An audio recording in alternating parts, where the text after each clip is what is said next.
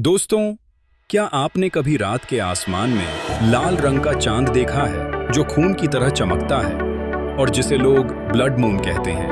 क्या सच में यह कोई डरावनी घटना है या फिर इसके पीछे गहरी वैज्ञानिक सच्चाई छिपी है? आज हम जानेंगे चंद्र ग्रहण यानी लूनर इक्लिप्स का पूरा विज्ञान।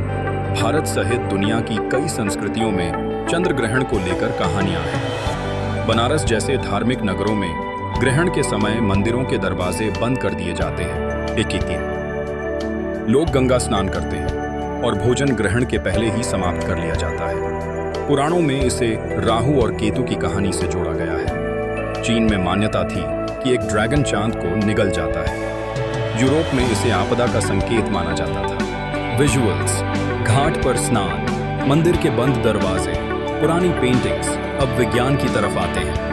चंद्र ग्रहण तब होता है जब पृथ्वी सूर्य और चंद्रमा के बीच आ जाती है और पृथ्वी की छाया शैडो चांद पर पड़ती है। पृथ्वी की छाया दो हिस्सों में होती है। उम्ब्रा यानी गहरी छाया, जहां सूरज की रोशनी बिल्कुल नहीं पहुंचती। पेनुम्ब्रा यानी हल्की छाया, जहां रोशनी आंशिक रूप से पहुंचती है। Types of lunar Eclipse. ऐसी पूर्ण चंद्र ग्रहण, जब पूरा चांद उम्ब्रा में चला जाए।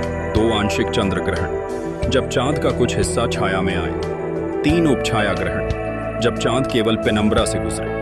अब बड़ा सवाल, ग्रहण के समय चांद लाल क्यों हो जाता है? असल में जब सूर्य की किरणें पृथ्वी के वातावरण से होकर गुजरती हैं तो छोटी तरंग दैर्ध्य वाली नीली किरणें बिखर जाती हैं, लेकिन लंबी तरंग दैर्ध्य वाली लाल रोशनी गुजर जाती है और चांद तक पहुंचती है। यानी उस समय चांद पृथ्वी के चारों ओर हो रहे सभी सूर्योदय और सूर्यास्त की लाल रोशनी को एक साथ परावर्तित करता है। इसीलिए चांद हमें लाल दिखता है, जिसे ब्लड मून कहते हैं। चंद्र ग्रहण केवल पूर्णिमा को हो सकता है, लेकिन हर पूर्णिमा को ग्रहण नहीं होता, क्योंकि चंद्रमा की कक्षा ऑर्बिट पृथ्वी की कक्षा से लगभग 5 डिग्री झुकी हुई है। जब सूर्य, पृथ्वी और चांद एक सीधी रेखा में आ जाते हैं, तभी चंद्र गीगिश रहेंद लगता गीट लगता है।